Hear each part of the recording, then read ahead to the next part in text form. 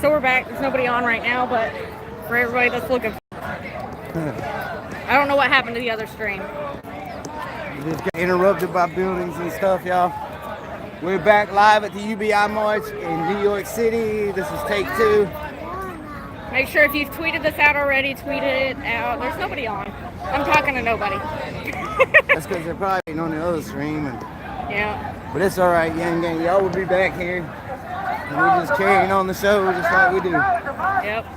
So if you tweeted out the other stream before, tweet out this one now. We couldn't get it to reconnect.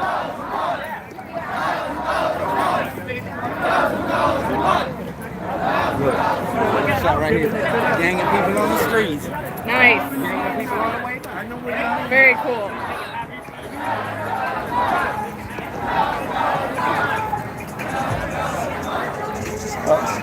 Mute. We're trying to cover up the music. Y'all don't know what that was, but covering up the music so we don't get copyrighted. That's right. I have blisters on the bottom of my feet. I can feel them. I wore the wrong shoes, I think.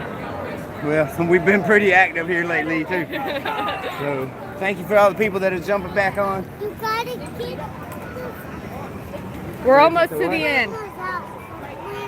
Oh, the blisters. Yeah, Mommy's got blisters on her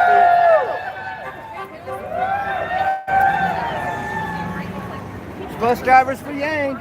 Every single bus driver that's gone by. UBI! UBI! UBI! UBI! UBI! UBI! Reference it as the model that we want to push on to.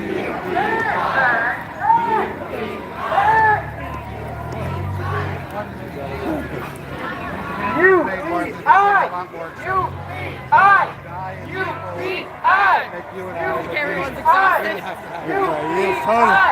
We've been out here marching for universal basic incomes.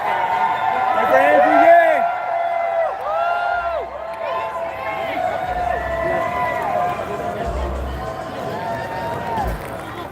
Somebody's sleepy. Hurry up here. Sorry it keeps messing up, y'all.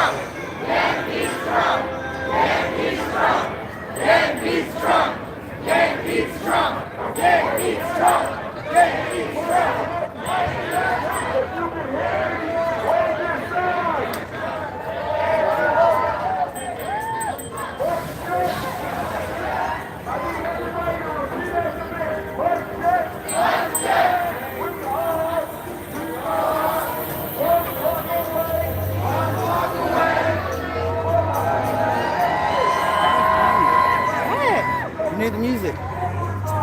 Copyright. Okay. I didn't hear the music. Did y'all hear the music? I didn't hear it.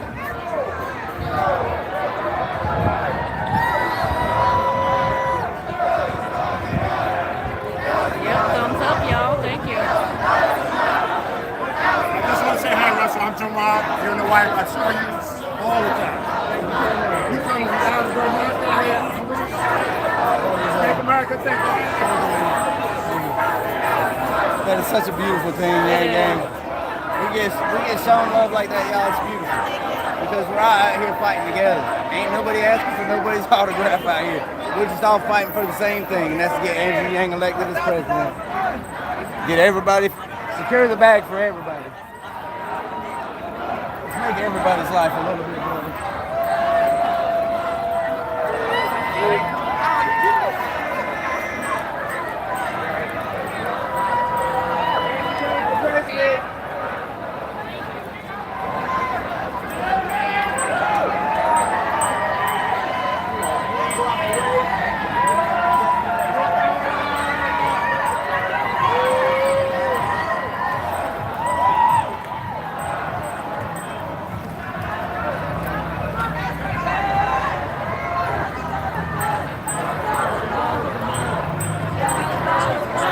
Man, this is crazy.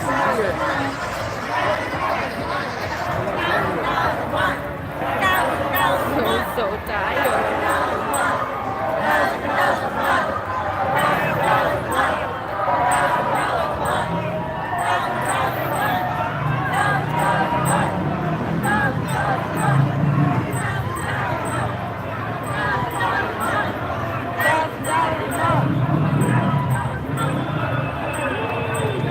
He's trying to go to sleep on you.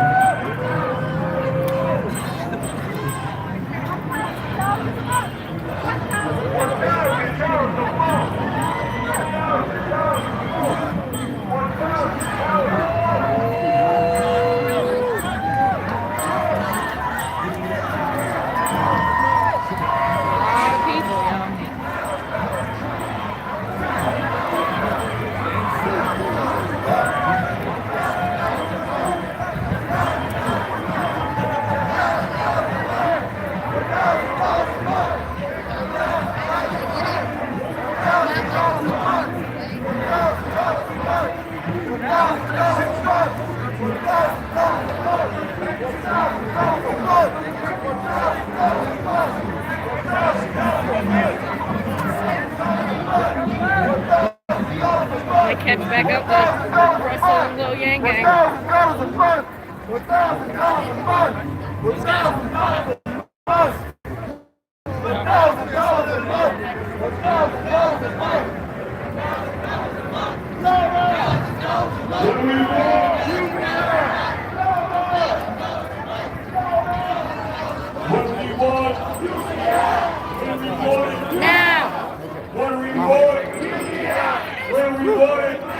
I think this is where we're coming to.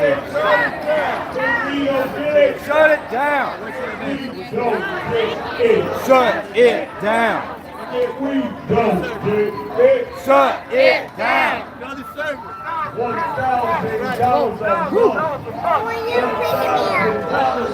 Hold on. $1,000 a month. $1,000 a month. $1,000 a month. Does that mean we got to walk all the way Yo, back? Or vote they for bring our Andrew cars Yang. Yeah, they need to bring us our cars. $1,000 a month. Y'all chilling here? Y'all chilling here? $1,000 Where a month. $1,000 a month. $1,000 a month. All right, thank you for everybody that jumped back on the live stream. $1,000 a month. $1,000 a month. $1,000 a month. Let's whisper. $1,000 a month. $1,000 a month. $1,000 a month. $1,000 a month. $1,000 a month. $1,000 a month. We did it! We did it! We did it!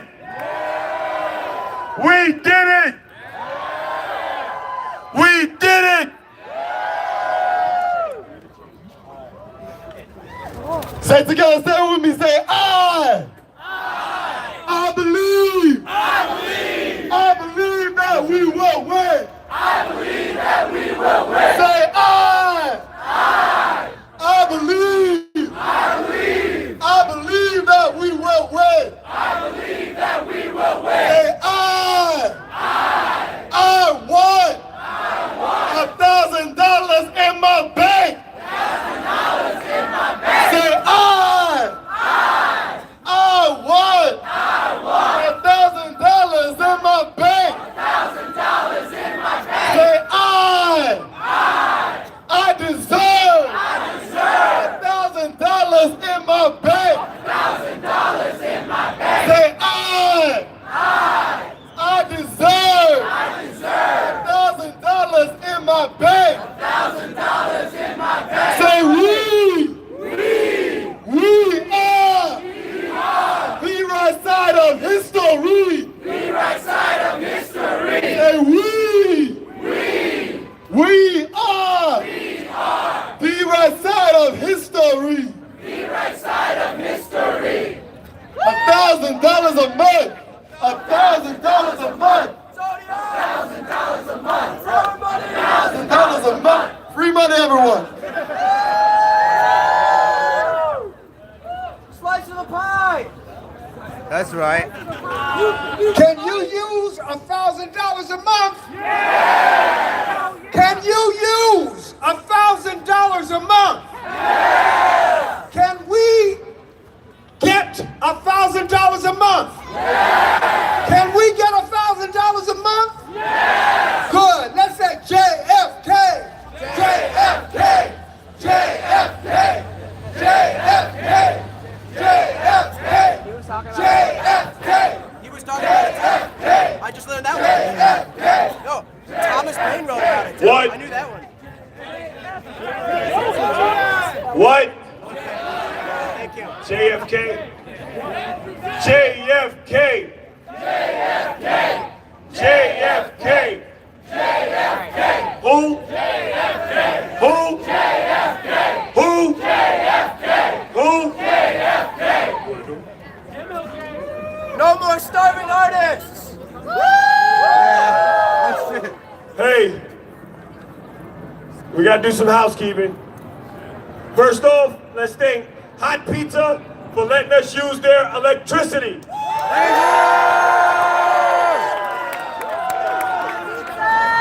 Make sure you go and buy some drinks and pizza from them and bring me back a water.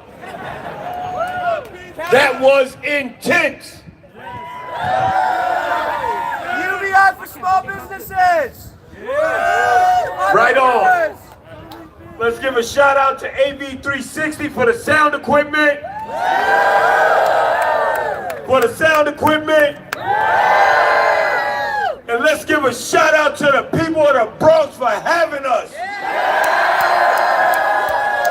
You all know that there's a universal sign for the Bronx? She knows. Everybody throw your X's up. Because it is right here in this district where Shavonna Newsom is running for Congress on a universal basic income platform. It is right here where we suffer harder than 90% of the country. Year after year, this is one of the top 10 poorest congressional districts in the country. And we're here to say what? No more. No more. No more corporate greed. No more corporate greed. No more tax breaks for the 1%. No more tax breaks for the 1%. No more corporate parasites taking advantage of all of us. I just want to take 1 second to thank each and every one of you for being out here. Thank you so much for marching. It's unseasonably hot. It's beautiful. God gave us a great day to be out here to spread this message, and we are doing the right thing. As Glenn said, we are on the right side of history. I think I might have heard somebody say it once or twice, but it's Yang Gang in the house. It's the Yang Gang in the Bronx. It's the Math Squad in the Bronx. I see y'all. I see y'all. Oh, thank you.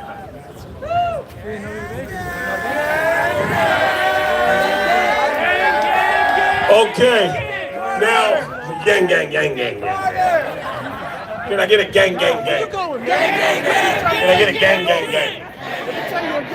Okay, now the next person I'm gonna bring up really needs no introduction. He's the former president of SEIU, and he is out here to show love and to help us spread the message. Let's give it up for Andy Stern. Good afternoon. Let's give it up for Hawk. Let's give it up for Hawk. Thank you all for being here, because today we in New York made history. Because today will be remembered that New York was the birthplace, the founding city of the first global march for basic income in the history of the world. 30 cities, 13 countries, 6 continents, the biggest march ever. Give it up! Now I want to make sure New York is heard around the world, so I'm going to try a little different chant, and the Yankees, give me a second to finish. Because it goes like this: not left, not right, basic income is our fight. Not left, not right, basic income is our fight. Not left, not right, basic income is our fight. All right. Not right. Basic income is our fight. So let's talk about history. Today we stand together, stand on the shoulders, walk in the shoes of social activists who changed the world. Think about this. Francis Townsend was a public worker in Long Beach, California. In the middle of the Depression, he saw 2 women, previously very economically secure, but now enclosed, tattered, and in desperate need, going through the trash cans of his house, searching for food. And Francis Townsend that day swore he was going to yell at God, he was going to yell at politicians until something was done. And Francis Townsend wrote an op-ed in his local paper for the Townsend Plan. Give every senior citizen $200 a year. Sound familiar? Francis Townsend, though, did more than yell and write. He organized.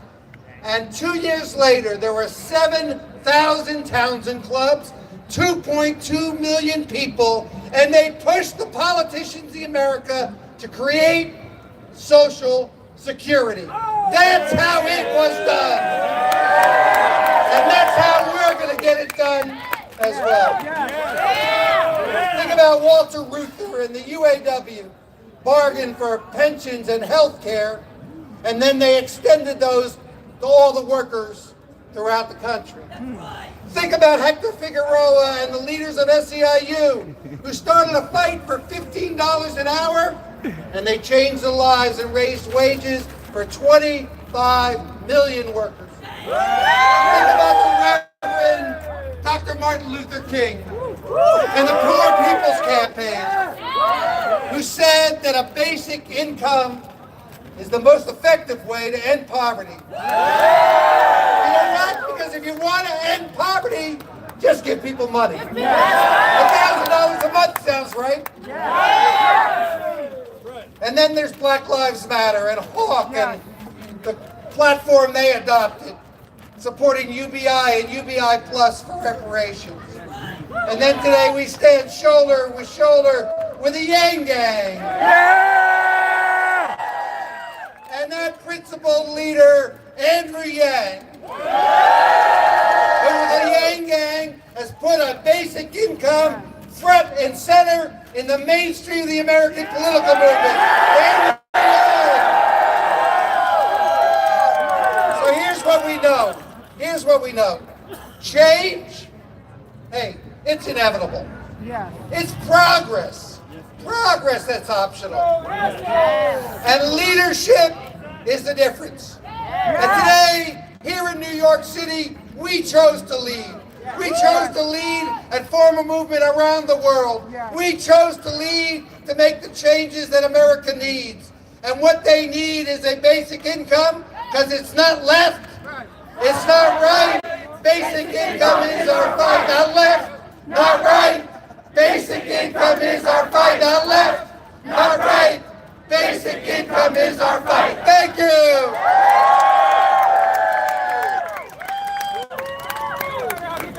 Oh, that was fire. That was fire. Okay.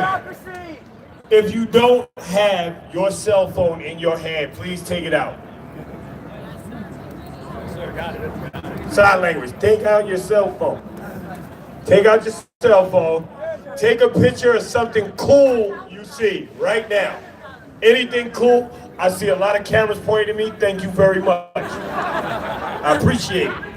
All right. Now snap that picture, and then I need you to hashtag that picture.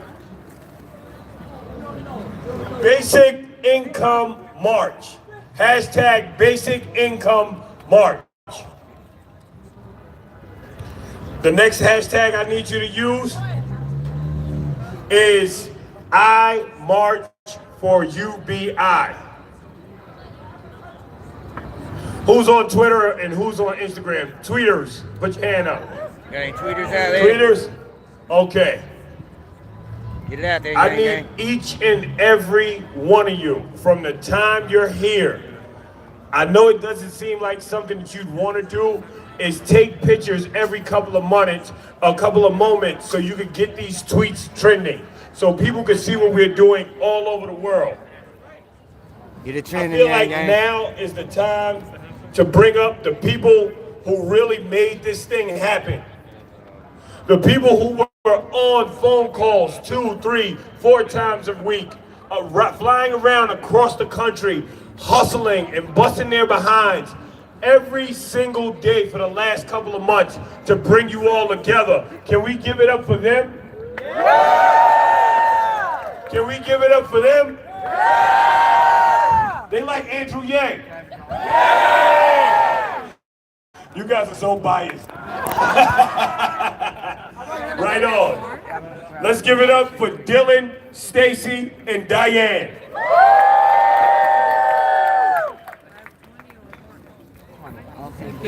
Wow! Wow! Oh my God, what a nice way to spend a Saturday. So, yeah, we are. My name is Diane Pagan, and I'm a New Yorker. I grew up in Queens. Thank you. I grew up in Queens in Woodside houses. I became a social worker. I became an activist. I met some really, really cool people, a lot of whom are already here right now, and I feel really like I don't even know what to say, you know? So just fast forward. So the way I met all these fabulous people was through James Felton Keith, who you have met. James is running for Congress, and we're really thankful. Vonnie Newsom is running for Congress. We're really thankful. I've spent some time in this district over the past number of weeks, and in a past life I also did. And I have to say, I mean, we owe ourselves this UBI. This is a long time coming. It's our money. It's a long time coming. Now, so what happened basically was James invited Basic Income NYC, which is a monthly group that I run. And he said, you know, why don't you bring your operation uptown for a monthly meeting, you know, so we could get fresh people in there. And I said, great. And on a day that had a torrential rainstorm that I thought no one would show up, about 75 or 80 people showed up, and I said, wow, this is amazing. So then James said, yeah, this is really great. We got to do this again. And I said, we should do this outside so that we can, you know, hook in people that don't know about us. And he said, oh, we should do a march. And I said, oh, well, yeah, that sounds really good. And I said, it sounds like a lot. And he said, no, it's easy. And well, he wasn't really telling the absolute truth, but I'm so glad that we did it. No. I am so glad that I have met everyone. And then James introduced just wonderful people just came out of the woodwork. Stacy Rutland is amazing. Dylan Enright is amazing. These are forever friends for all of us. We're going to have a marvelous time pushing a universal basic income. We're going to win it.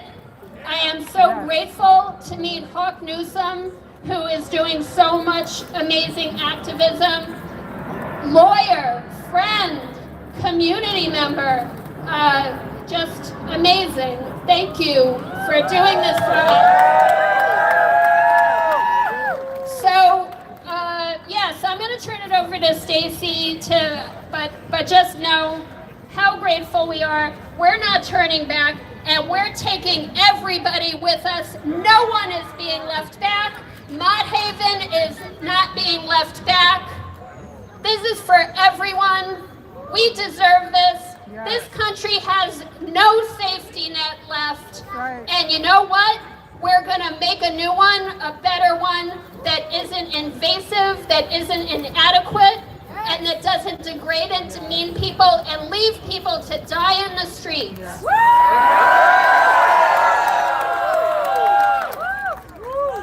So one of the things that I know Dylan talked a little bit about this at the church when we started, but you know, one of the things that's really been born out of this process of the march, it was very quickly, as soon as we launched the announcement to have this, it caught on like wildfire. Very quickly, we went to 10 cities, 15 cities, 20 cities, and now we're up to 29 across 6 continents.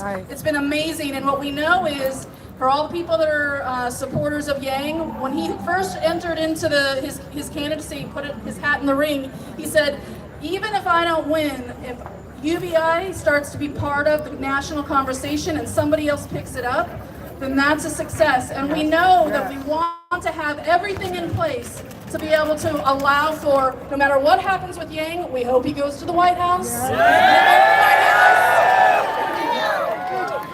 But Yang in the White House is not enough. We need congressional members that are willing to pass this. So Income Movement is going to be working on this all through from now moving forward. You can go to the website. We're going to be tracking our America scorecard on UBI. You can see how many people are running. You can see what kind of legislation is happening at the state level in New York. Just put into the state Congress the idea of running a state-run UBI pilot program to see how it works. We want to be able to give everybody that kind of information so you can hook in, get engaged, put the pressure on, and we can tell everybody that we need as many candidates as possible in 2020 that have UBI as part of their platform. Thank you, TD. Thank you very much. We are also, Income Movement is also going to be starting Jan 1, 2020, a new UBI pilot program where 50 people, one person in each state, is going to be getting $1,000 a month for the entire year. We'd love to have you guys sign up for that, donate towards that. We'll be posting stories of all the people so you can see the progress, you can hear the impact and the importance of that.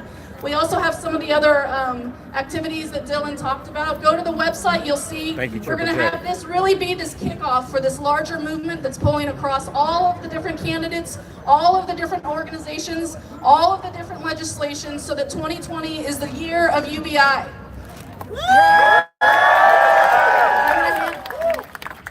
I'm going to hand it over to Dylan to say one last word, and then we're going to bring our next speaker out. You're okay. Yeah. I don't want to say too much, except to say thank you all for coming here. This would be nothing without each and every one of you.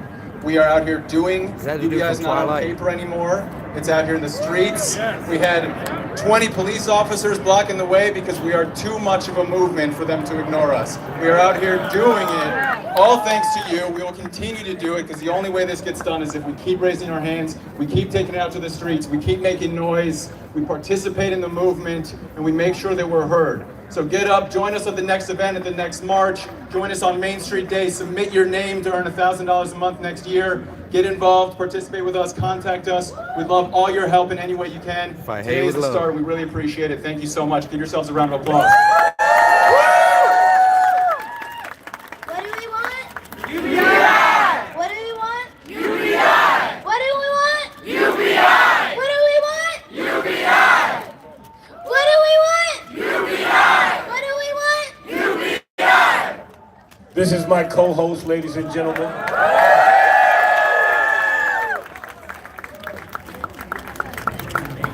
What's your name? Nagiana.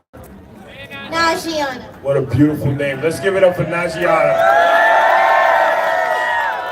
And she's going to bring up our next guest, which is? Leader of the Press. I think they're coming. We saw them. Theater of the oppressed. Theater of the oppressed. Theater of the oppressed. What do we want? UBI. What do we want? UBI. What do we want? UBI. What do we want? UBI. What do we want? UBI. When do we want it? Now. What do we want? UBI. When do we want it? Now. Hi everyone, so I'm Garyana, I'm from NYC, and I'm gonna do another little warm up with you guys. So when I say give, I'm gonna ask you guys to say take, and when I say take, I want you guys to say give. So give, give, give. Take, take, take. Take, give, take. Give, take, give. Okay, great. That was almost now, too much. I'm gonna ask for, when I say them, you say us. And when I say us, you say them. So them, us, them. Us, them, us. Us, them, them. Them, us, us. Okay, and last but not least, when I say less, I'm gonna ask you guys to say more. And when I say more, I'm gonna need you guys to say less. So less, less, less. More, more, more. Less, more, more. More, less, less. Got it. Take them less. Take them more. Give us more. Woo! Are you guys a little bit confused? Are you a little bit stuck? Good. That's exactly where we want you to be, so that you can view this play that we're about to put on in the right mindset, and then the mindset to change. Everything is not meant to be, and everything is possible. So thank you, and actors, are we ready? This is called Theater of the Oppressed. Theater of the Oppressed is what this is called, y'all.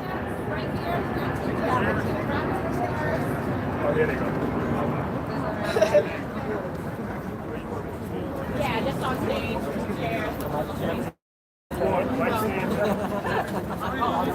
It wasn't really a chant. It was meant to confuse everybody because you kind of need to be in the right frame of mind for this to hit you on the level that it needs to. Man, shut up. Stop being stupid.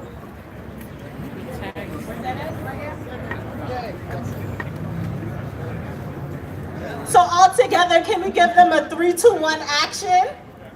3, 2, 1, action!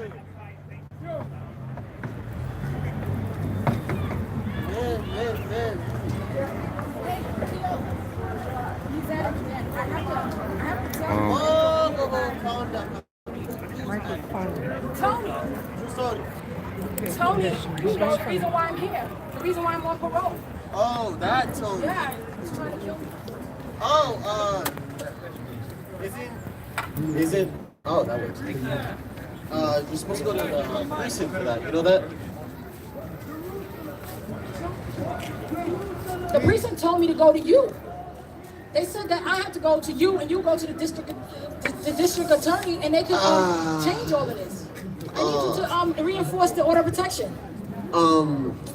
Yeah, see, I would, but... What do you mean you would? Like, you see the paperwork I have right in front of me? Like, I'm really busy today. Like, I'm really in a lot today. Like, you want me to die? What? No, Benita, no one is telling you to die.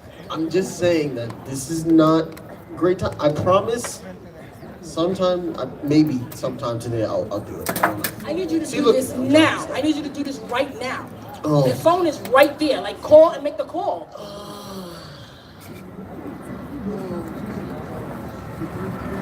Okay. So, from my understanding, you need me, right? Yeah, to make the call. Yeah, you need me to do this thing for you, right? Yeah. See, Benita, I'm not the type of man to turn down a favor once in a while, you know? You know what I'm saying? You understand? You understand, beautiful? Okay. So, I'm gonna do this for you. Here is my private number. Right? Go on, you can take it. Give me a call when you want me to make that call. Okay? Don't do it, girl. I'll see you later, Benita.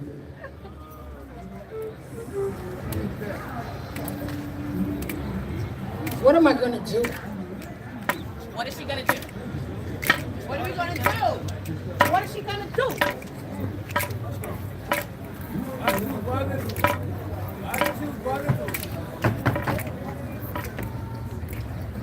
Hey, Bonita, Mom.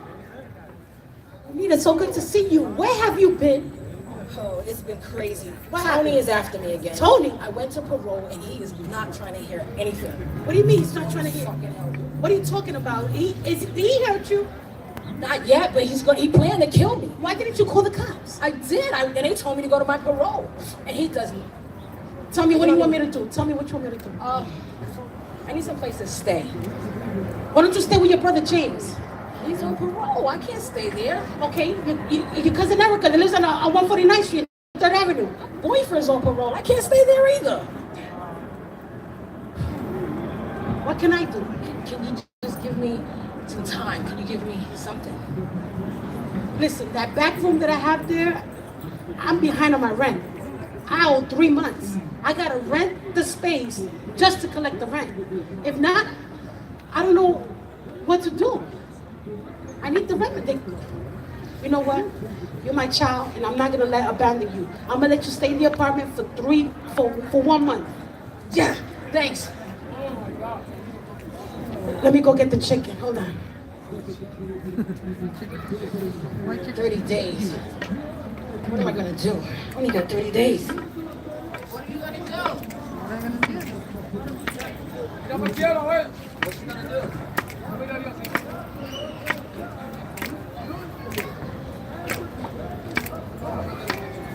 This is a World Trade Center bound E-Express train.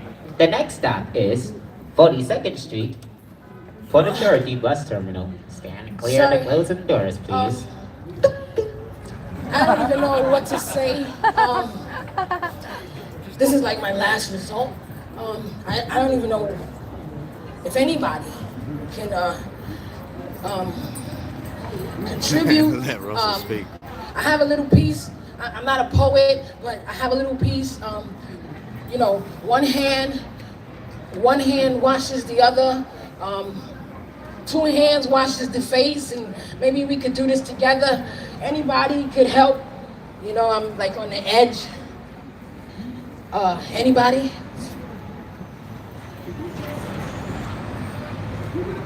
This is 42nd Street. Excuse me? Officer, can you come in this train really quickly? I need some help. Yeah, I hear that Mayor de Blasio just spent a whole lot of money on adding cops to the MTA to help clean it up. And there's a problem. There's this person here and she's really disrupting everybody. She smells really bad, and I just really need you to get her off this train, please. No, I'm fine, but I just feel like she's harassing people. I've seen her on the train a few times. Please. I'm sorry. Excuse me, ma'am. You have to come with me. You know, what seems to be the problem, officer? There were some complaints that you're loitering and soliciting and begging for money, and this you're making an awful scene, and we can't have that on NCA because you're making New York City look bad. So I totally apologize. I mean, if it appeared like that, but I'm getting off right now. First of all, I need to see some ID to know who you are. You know, paperwork. Okay, here's the deal. I lost my ID. And I'm really like... It's not free money, Ivy. It's your money. Almost on the edge of being homeless. And, so are you okay? Mentally, physically, you need any help with some tissue or cork drop? No, I'm fine. I'm just ready to... I'm just getting off. I don't want to be in trouble to anybody. But you know, excuse me, that's why I don't have my ID. And you know that it's wrong to be soliciting on the train and asking for money, right? That's not a good thing. All right, I'm out of here. I'm getting off right here. So do you have a place to stay? Since you're soliciting, you must have a problem. May I help you with anything? No. I'm on the edge of being homeless, and that's it. I'm so sorry to hear that, but do you need help I can send you to the local shelter. They have food and a bed. No, I almost got killed there. I would never go to the I'm not interested, all right? Excuse me. Who are you and why are you in my business? And you're not supposed to be doing that. That's against the law. So it's against the law. Hey, do not make a move. I'm trying to be nice to you, but you're going to make me arrest you. Stay right there. Do not move again. Won't move. May I continue? Now you, sir, who are you? Who are you to tell me my job? You don't have nothing to do with this. Do you know this person? Can you help this person? So you need to mind your business. You do. You need to mind your business. By the way, can I have some ID from you since you're so concerned? You're a concerned citizen. I need to see your ID. Damn, cops really like that in New York City? Holy shit. Assholes. I mean, thank you for keeping us safe. Police. Can I go, ma'am? Didn't I say stay right there? All the freaking time. You're testing me. You know, I'm trying to be a nice police person. I'm trying to do not move. Plant your feet where they are. Excuse me. Back to you. Hello, social media. This one is under arrest because you have a bench warrant. I do not have a warrant. Yes, you do. You jumped the turnstile. If somebody else will court, just stay right there. Today is a good day for you. I will not want to see you here anymore. You are on good terms with me right now, right? So Yes. let's see you on the court begging I'm on gone. that. I'm out. The next time, you will be in jail or you may even be barred for the MTA. Okay. Have a good day. Sorry, bro. On your way,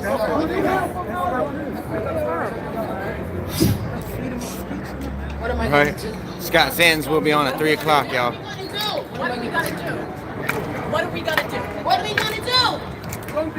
It's called Theater of the Oppressed. What are we gonna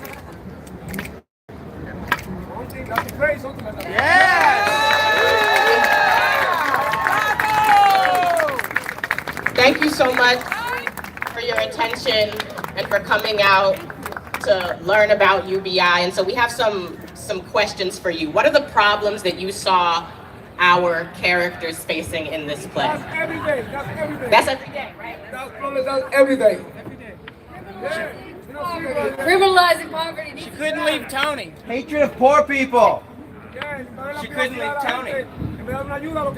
Any other problems? Profiling. The rent. The mayor putting money into more cops, the MTA, and not to the people. Profiling. She couldn't afford her rent. Couldn't afford her rent. Are these problems real?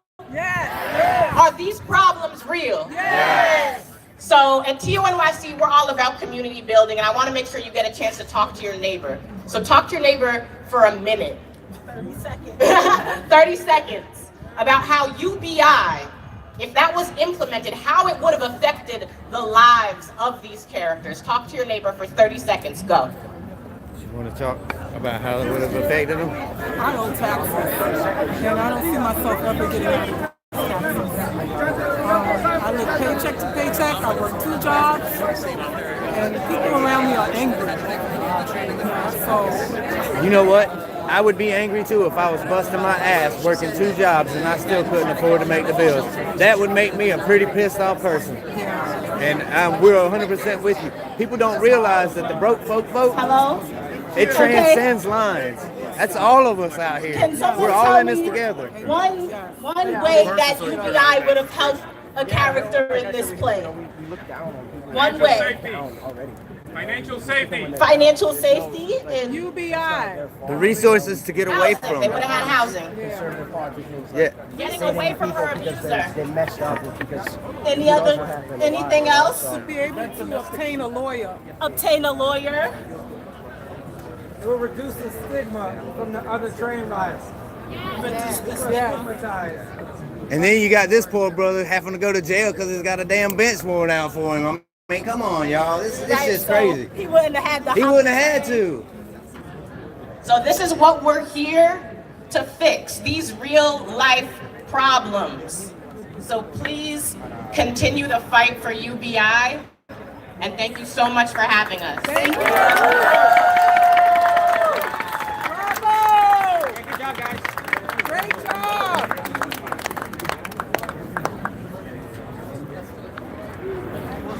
So what y'all just witnessed right there, Yang Gang, was called Theater of the Oppressed, and it was a skit that was basically meant to show us the kind of shit that we're all facing every day, y'all. What do we want? UBI! You know what's crazy? Bureaucracy. For sure. Corporate greed. The Christians in the South that don't really love their neighbors. I mean, boom. Like, they give a bad rap to Christianity. Great. Like, I read something that said, and I'm sorry, but I read something that said evangelical support for Donald Trump is at an all-time high. That's crazy. Right? My Bible says, love thy neighbor. It doesn't say that neighbor has to be an American. Jesus gave to the poor. Jesus was a radical revolutionary, but I digress. I want to get you all hyped up, and usually I do a chant, but all I have to do is say one thing. Andrew Yang.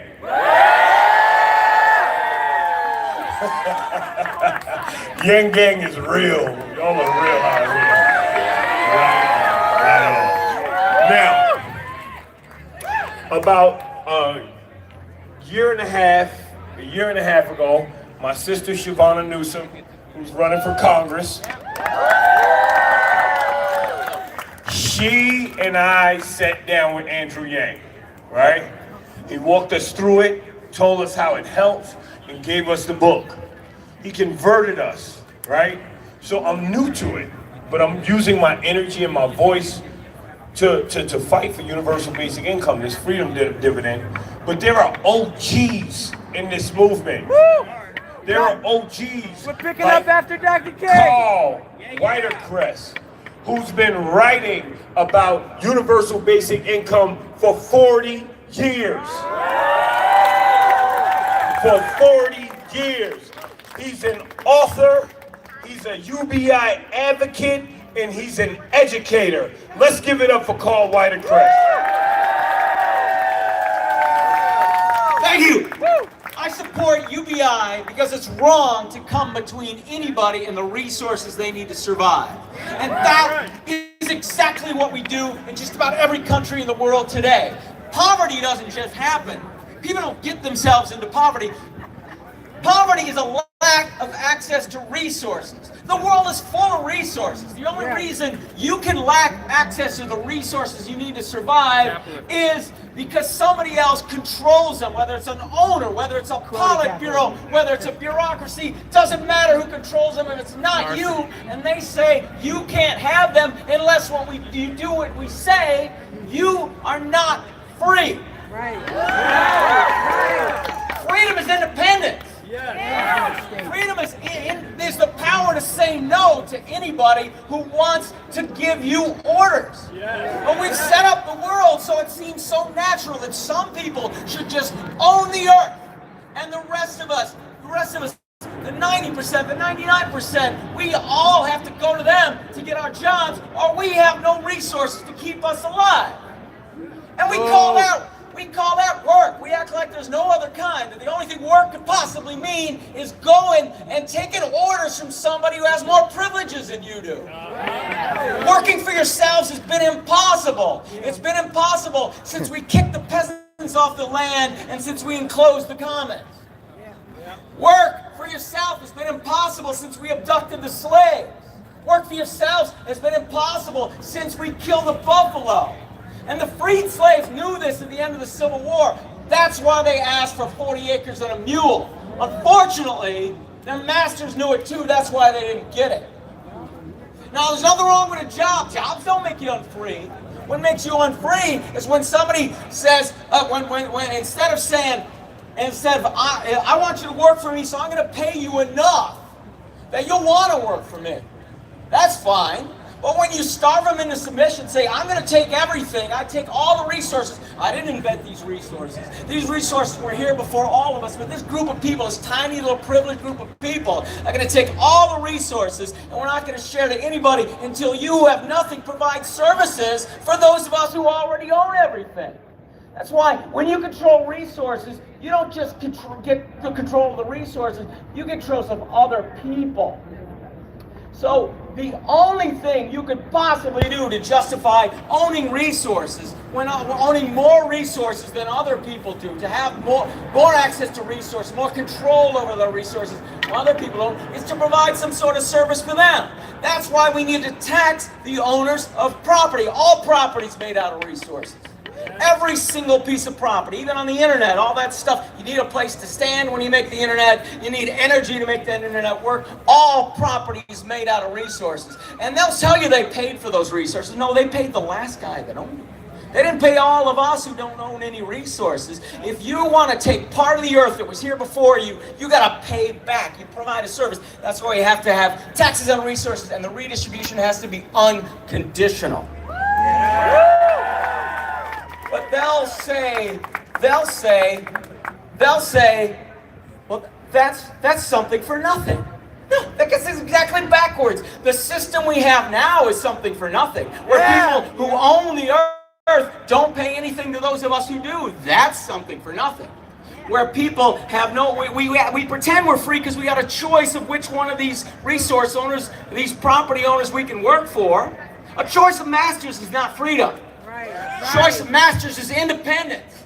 Choice of masters is the power to say no to anyone who would want to be your master. The way to establish that is to everybody get some of the value of the resources on this earth, enough to live in dignity, enough to survive, enough that you don't have to work unless somebody makes it worth your while. Oh, but they will say, oh, those lazy workers won't work if you do that. Notice how they say it. They never say, it's always lazy workers. It's never cheap employers. Now, that's never said. So what we're doing, what's really a dispute, when somebody offers a job and somebody else doesn't want it, that is a dispute about wages and working conditions. Everyone has their price, right? So there's a good price, people will take it. Good wages, good working conditions. Someone will take that job, but we just call, if you don't say whatever the wage is, if you don't take it, you're a lazy worker. We never say cheap employers. We're looking at a dispute, and we're pretending it's not even a dispute. We're pretending only this side. We're deciding in a dispute, and we're siding with the most privileged person. And we're morally judging the weakest, the least powerful person, the most vulnerable person. We're morally judging them and leaving the privileged people beyond reproach as if they're not even a party to a dispute. That's the way the system works today. And that's based on a ridiculous assumption that the privileged people of the world, whether it's in government or whether it's in private resource ownership, get to judge everybody else. They get to judge the weak and the vulnerable and say, you deserve to live, you don't. You go be homeless. You go to eat out of dumpsters or whatever you have to do to keep yourself alive. That is the ridiculous assumption that there's anyone who doesn't deserve the basic resources they need to survive. And then they'll do it on the self-serving assumption that even if you could say somebody doesn't deserve to survive, that the privileged people are capable and have the right to judge the unprivileged people, to whether they deserve to survive. And those assumptions are self-serving, and look how self-serving they are in practice. Because the number one thing we do to the poor, to say if you're truly needy, is, are you willing to work for the rich? Are you willing to work for people who own property? That's what you got to do to prove you're worthy. But that's so self-serving on the part of the privileged. Yet, for almost all of us, this is self-defeating. Because most of us don't have enough property that we can just hire people to work for us. The vast majority of us have to work. And by creating this situation where the more privileged get to block the less privileged from the resources they need to survive, we've created a situation where just about everybody has to work directly or indirectly for the wealthiest of us. And that creates this terrible work incentive problem. Oh, when they talk about incentives, they only talk about, well, what is the incentive for those lazy workers to work? Well, what about that incentive for those cheap employers? Those cheap employers to pay good wages. And that doesn't just affect the people at the low end. You realize that 41 years ago, real per capita income was half of what it is now. That means we could all be working half as much and consuming the same. Or we could be working the same We could consume the same and work half as much, or we could work as much and consume double. But most people are working just as much as their parents were 41 years ago, and they're consuming not anymore. We've had all this economic growth, all this automation in the past 40 years, and the benefits have all gone to the top 1%. Basic income is not just for those other people. The low end is for everybody who has no other choice but to work for a living. We have owed each other a basic income since we enclosed the commons, since we abducted the slaves, since we killed the buffalo. We all owe each other a basic income. That's why I'm marching today, and thank you for joining me. Who's next? I think you should have dropped the mic after that one.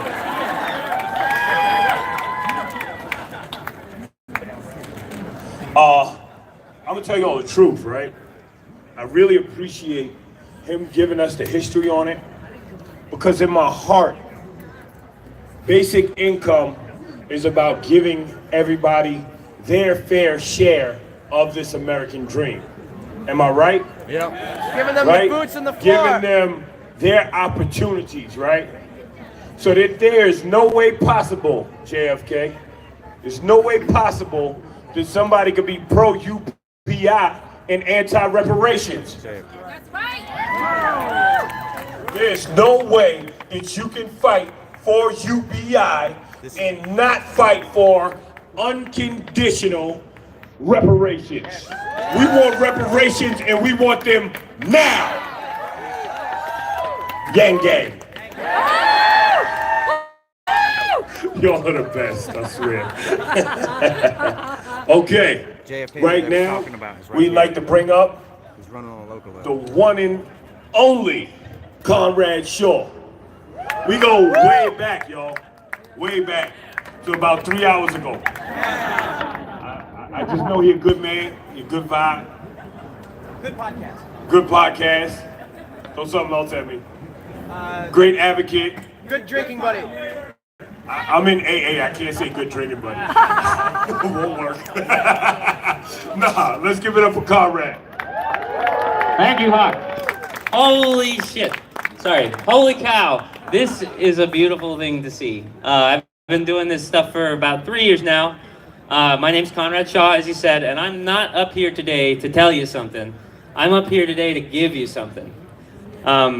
So, I've been researching and working on UBI projects for 3 years now, on some big stuff, and my team and I, my lovely wife Dea is in the audience, she's part of that team, and we have made a couple of very powerful tools for the movement, and I'd like to share them with you today. One's not quite ready, but when it is in 2020, you'll be able to find it on your TV. The other is ready, and it's already in your pocket right now on your smartphones, but we'll talk about that in a second. First, I gotta say, it is so special to see so many loving faces and marching feet out here in the street today for UBI. This is the only way it's gonna happen, guys. Grassroots. That's the only way. It's the whole damn game. People in the streets, all of us, coming together, making ourselves heard. A few short years ago, the idea of UBI was hardly a blip on anyone's radar, except Karl and Scott and several other people who are keeping it alive. And today, suddenly, it's becoming a movement. That's right. That's you. Hear it up for yourselves. I'll say Andrew Yang if I got to. So now, if we're going to keep it growing like it has been, we're going to need some powerful grassroots tools for the people in the movement to use. So that's what I brought for you today. One of the tools is called Bootstraps, and the other tool is called UBIcalculator.com. My partners and I built them to help you address the two main objections that you'll almost always face when introducing someone to the idea of UBI. And they're questions that are really hard to answer, that'll throw a wrench into the conversation, because there's no quick way to answer them without the right tools. So here are the objections. Objection number one. Won't people just be lazy if you give them money for nothing? Free money. People are just going to sit around and stare at the wall for 50 years because you can, it's possible. So this is a question of human nature. And to answer it, we give you bootstraps. Now there's plenty of data out there from scientific experiments going on and in the past that when given a basic income, people don't work less.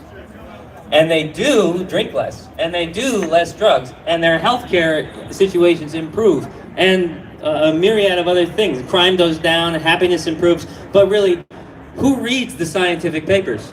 When was it? Raise your hand if you read a scientific paper in the last, there you go. Oh my God. Yang You're very, Gang. all right, Yang Gang. Quarter. That was a mistaken question to ask in this group. Campaign in history.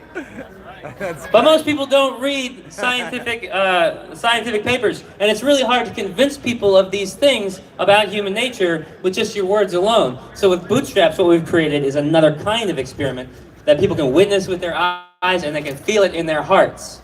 There are 21 Americans from all over this country, all walks of life, from homeless to middle class, from transgender to indigenous to young to black to old to white to Latinx to Middle Eastern immigrant to gun-loving coal miner, from individuals ailing to healthy, and families going through many of the American struggles we are all going through every single day. These 21 Americans have been receiving a no-strings-attached basic income of $1,000 a month for 2 years, and we've been documenting it. And we're making a documentary series about what has happened in their lives. And trust me, it's exciting. We're calling it Bootstraps from the old Martin Luther King quote that it is a cruel jest to say to a bootless man that he ought to pull himself up by his own bootstraps. That's it, right? So UBI is the boots. And the floor and the cash to buy them. Thank you. So you can go to bootstrapsfilm.com, get on the mailing list, and stay tuned. I think in early 2020, you are going to want to see and share what living in America with basic income looks like, feels like, and what the experience is like. So Bootstraps is a tool for addressing the human nature objection. So what's the other big objection? Where's the money? Yes. How are we gonna pay for it? We are the money. Wouldn't we just be taxing the middle class to give their hard-earned dollars to the poor? These are questions of the math. I see a lot of math. The math and the economics behind UBI. So we've got you covered on that one too. So pull out your smartphones. If you're filming, whatever, but pull out your smartphones, everyone. Don't worry, I'm not gonna take your email address.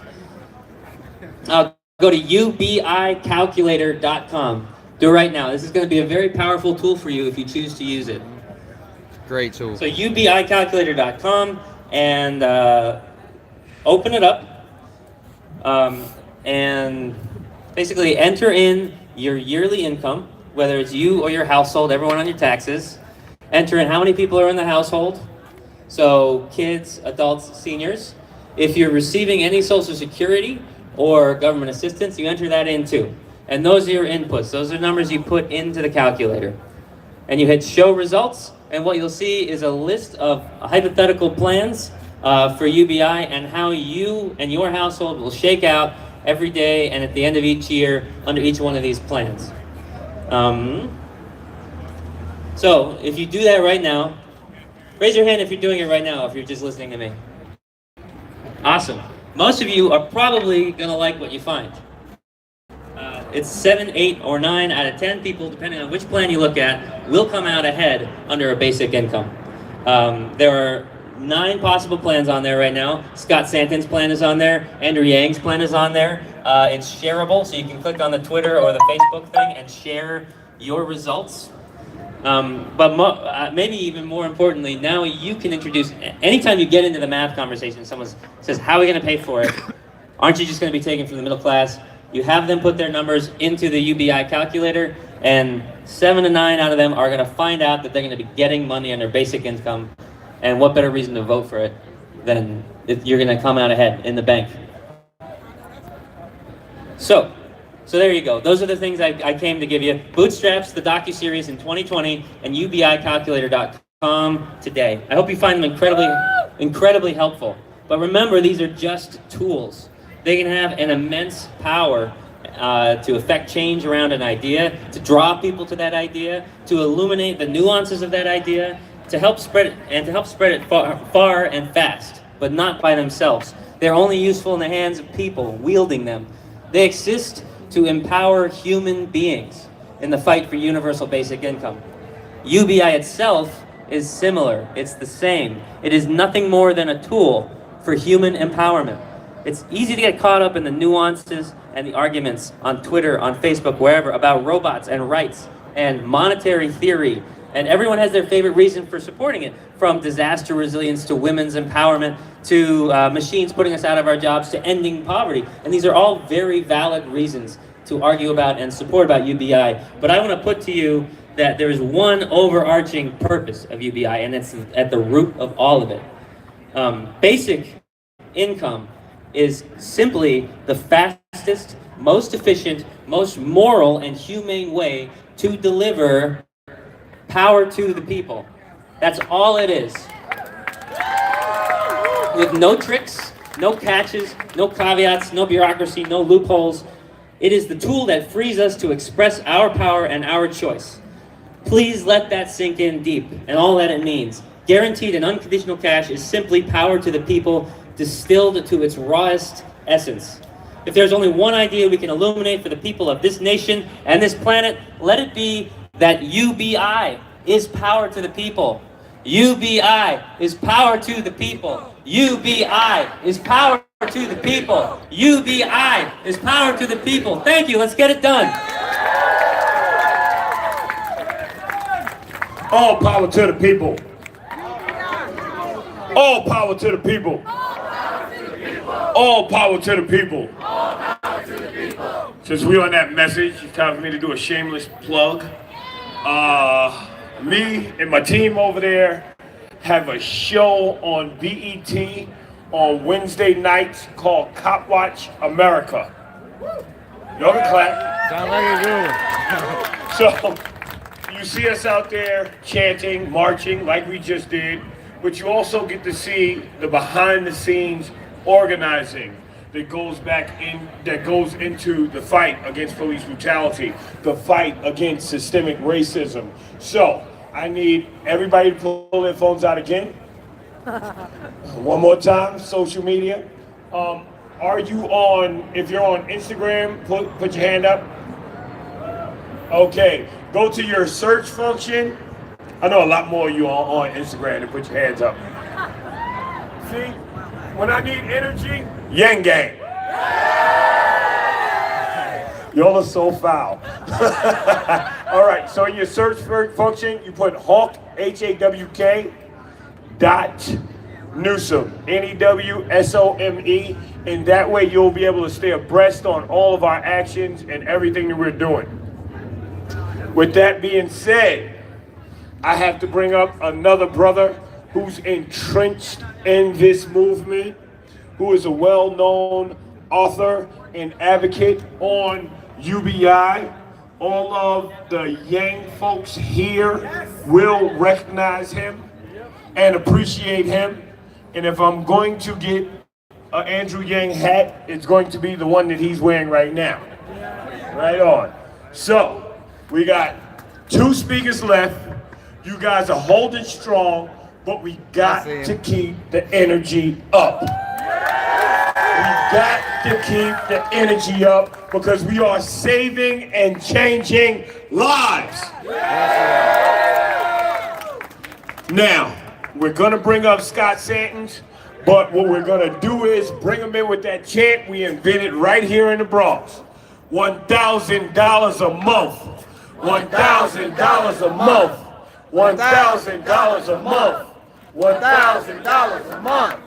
$1,000 a month. $1,000 a month. All right, thank you.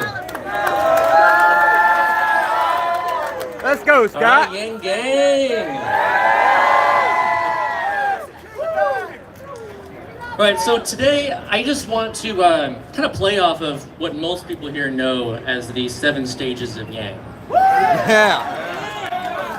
And so when a lot of people, they first hear about basic income and they heard it through Yang, you can go through these stages. And so for me, let's go through the 7 stages of basic income and kind of the way that I experienced it in my own experience.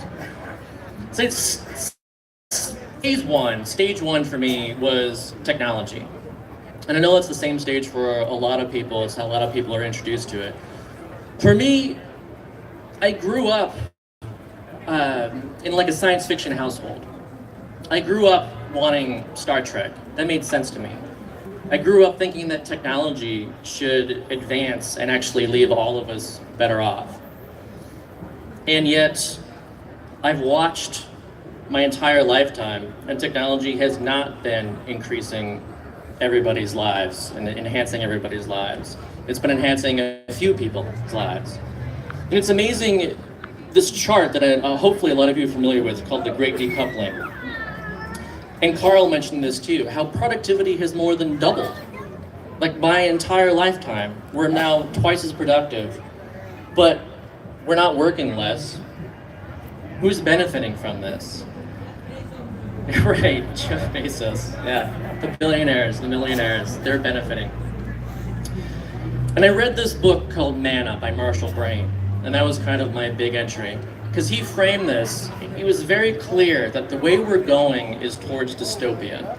As technology advances, and if we do not make the right decisions along the way, dystopia lies that direction. But we can use technology to actually create a utopia, which should not be a bad word. Right. It's weird how it became a bad word. You know, Robert Kennedy's, he said that many people look at the world and ask why. And he looked at the world, how it could be, and asked why not. And that's kind of where I came from. Just why can't we use technology to improve our lives? So I read this book called Manna, and the author, after explaining, how much better things could be, he introduced the concept of basic income to me. So I started looking into it. So stage 2 for me was the history of basic income. I was amazed to learn that we were so close in the 70s, that Nixon himself proposed a guaranteed income for families, and it passed the House of Representatives twice, in 70 and 71. We were so close. We did experiments all over the country. In the US, we had cities, Seattle and Denver had them. Other cities across the country experimented with negative income tax. Martin Luther King was for it. Milton Friedman was for it. Imagine that. That's not left, not right. It's forward. Like, these are ideas. This idea was something that was really considered. And we experimented not only in the US, we experimented in Canada. They essentially eliminated poverty for 5 years in Dauphin, Manitoba. And we experimented in other places too. And it was amazing to me to read through this history. And it was just kind of an unknown history to me. And then that led me to stage 3. Stage 3 being evidence. That's what I really care about. I want to know, does something work? I'm not going to just support something because it sounds good. I really care about if it works. I'm not ideological that way. And sure enough, if you look into the evidence, it works.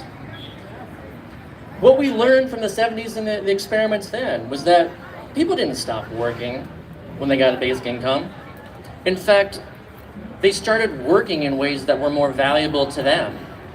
Like, one of the biggest effects was that you essentially used it as paid maternity leave for new mothers. And it's amazing to me that we still don't even have paid maternity leave. But they were able to use it as that. People were able to actually work less overtime. Students were able to actually focus on going back to school. That's the kind of work that we should want. And the evidence too, we saw that hospitalization rates decreased. In Canada, when they eliminated poverty in Dauphin for 5 years, hospital utilization rates went down almost 10%. In Namibia, in the UBI pilot, crime decreased over 40%. Wow.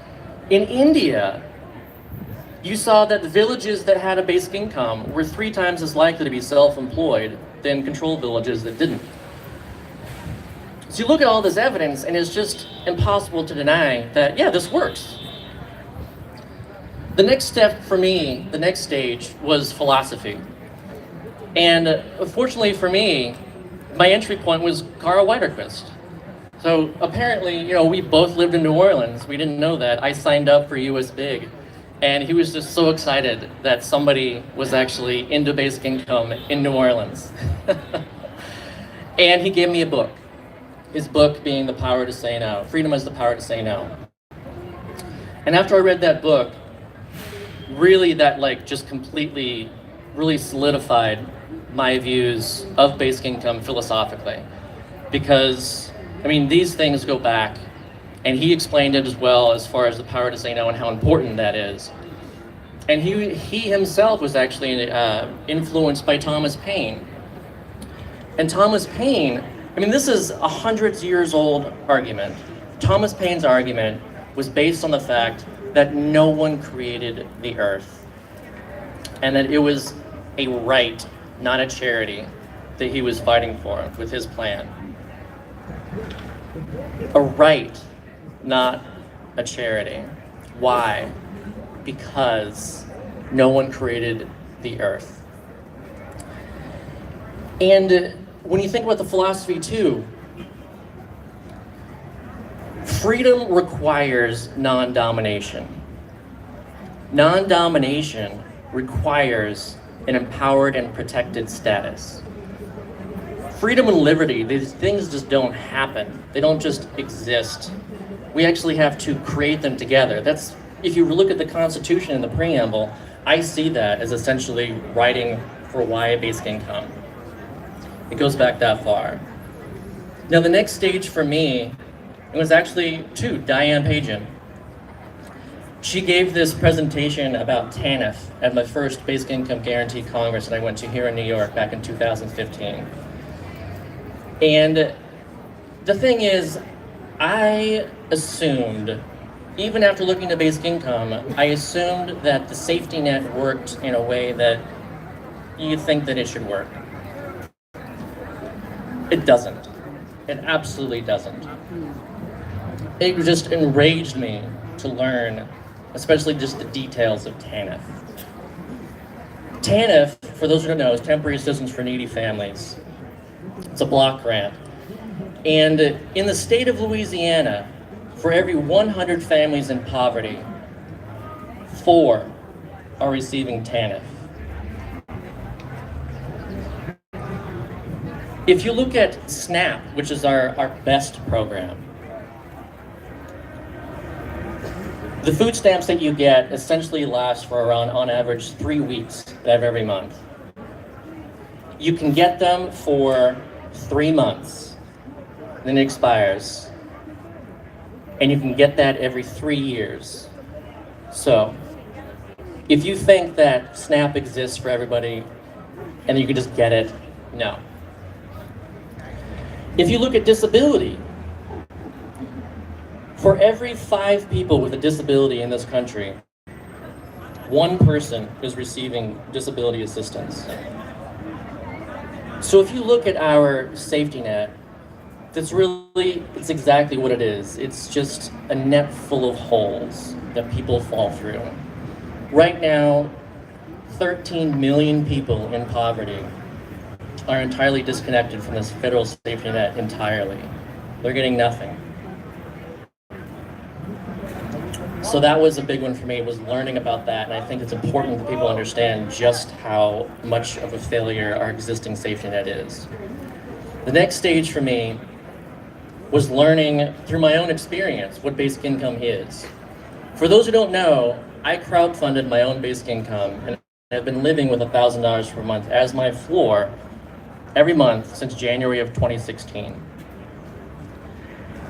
Along the way, I learned that this is about security, and it's a word that you don't really understand until you feel it. Like, I had no idea what security felt like until I had it. So when people think about basic income, it's not mainly about the money. It's about the unconditionality of the money.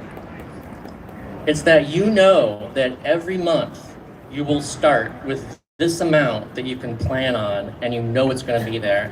And that feeling of security is just life-changing. And the other thing I learned too, besides the importance of unconditionality, is that it enables and empowers us to pursue what is most important to us. And that's what I've been doing. That's why I'm here. The only reason I'm up here at all, the only reason any of you know my name, is because I'm able to actually pursue what I think is important. And that's what I've been pushing for years, is basic income that's important to me. I have that ability, and I want everyone to have that ability too, to pursue what's most important to them. So stage 7 of basic income for me, final stage, was where I am now. And I just think that the world is upside down and backwards, where, let's say somebody says, oh, basic income, won't people stop working? And I immediately think, how much work is not getting done right now Right. because we don't have a basic income? Preach, brother. People say, oh, basic income, isn't that too expensive? Can we afford a basic income? And I think, how much will basic income save? How much does it cost to not have a basic income? That's what's really expensive. And so I think now very differently about a lot of things. And I think that Martin Luther King was absolutely right when he described poverty as akin to cannibalism. I think that decades from now, we're going to look back and we're going to think of our lack of basic income as essentially the same thing as eating each other for survival. There's no reason to do it. We don't have to do it. It's a choice. It's a choice that we as a society make together. And this choice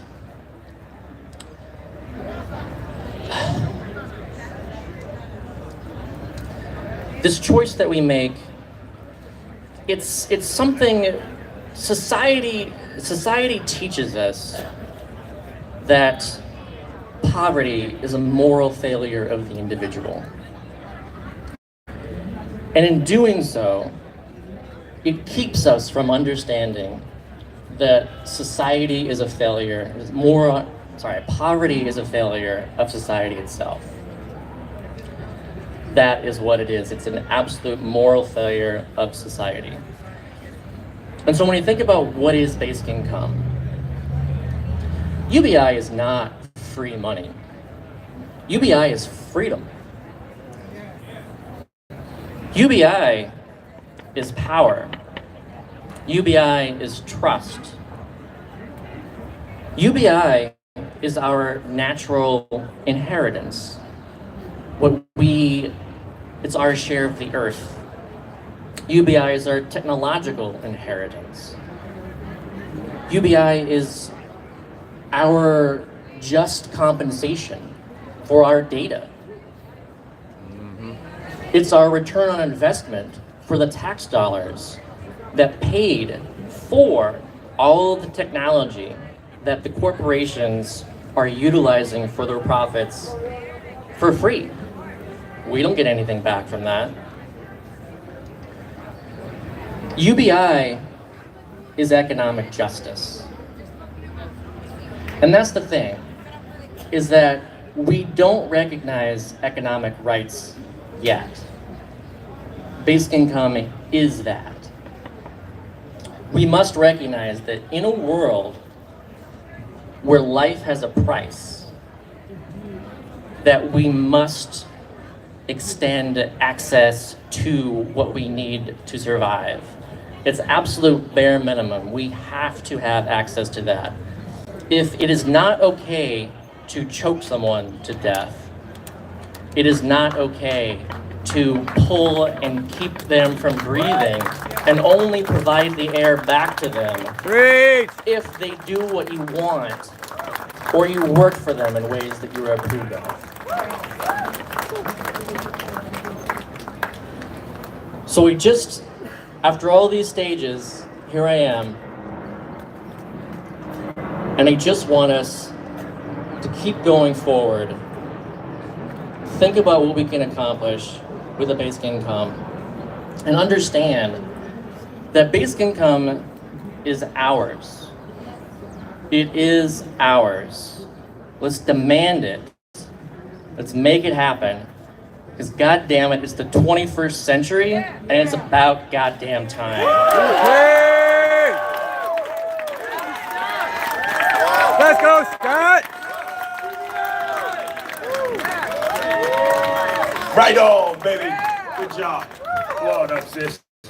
Right now, I want to call up some members of my team. You know what I mean?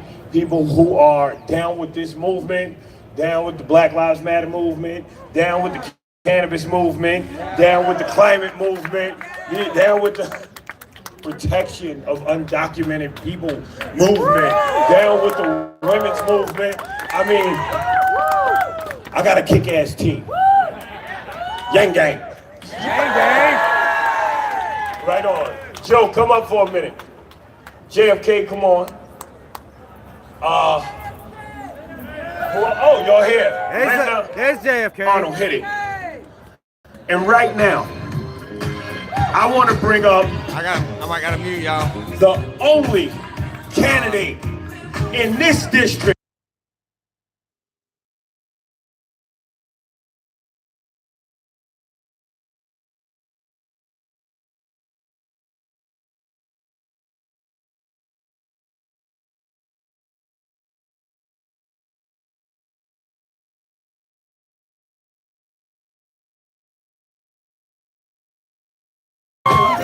My little sister. Music, y'all, music. Shabana Newsom.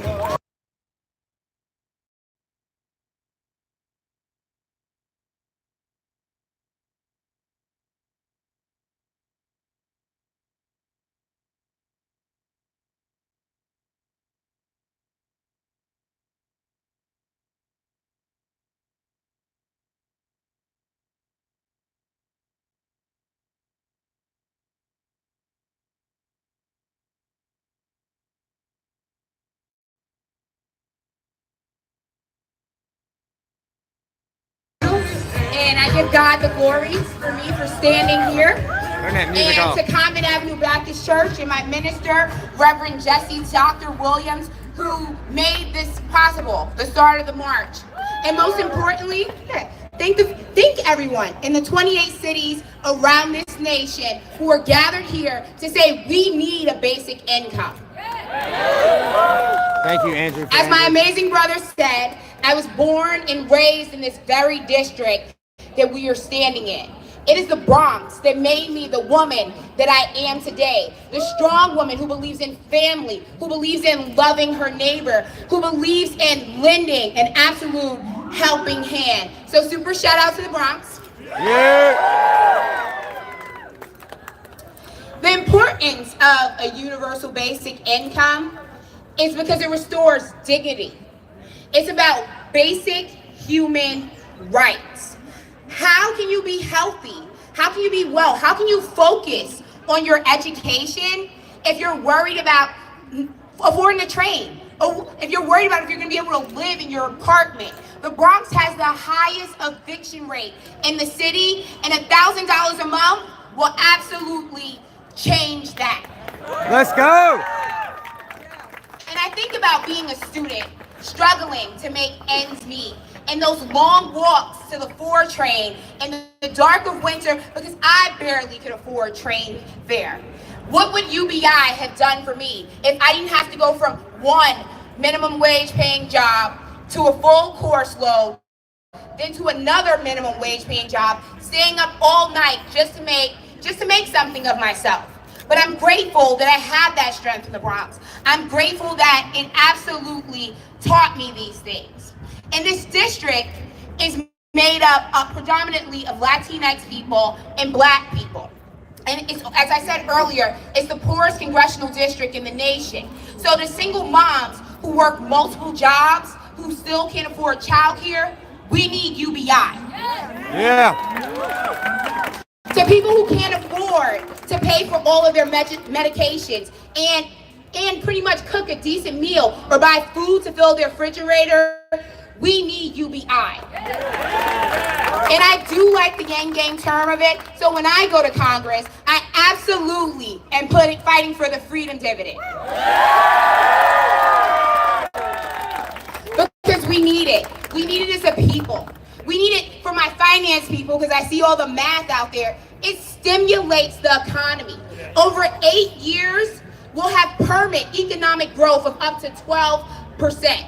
We need it for the U.S. economy. And the thing that I love most about UBI is it's not a handout. It's something, as JFK likes to say, it's owed to us. We deserve to live above. No one deserves to live in poverty. No one deserves to live with that fear of not being able to provide for their family and their children, and I won't allow it. That's why I need you guys to join me in this fight. I need you guys to support my campaign, to follow me on ShavonnaNewsomforcongress.com, and to come out to these events. Thank you for marching with us, because what the Bronx always has taught me is I'm a fighter for the people and I'm a fighter with the people.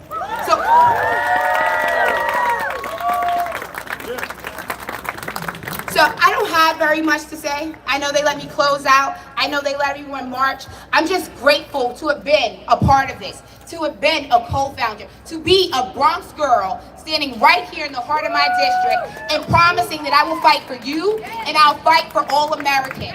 So God bless America, God bless the Bronx, and God bless you all. Let's go!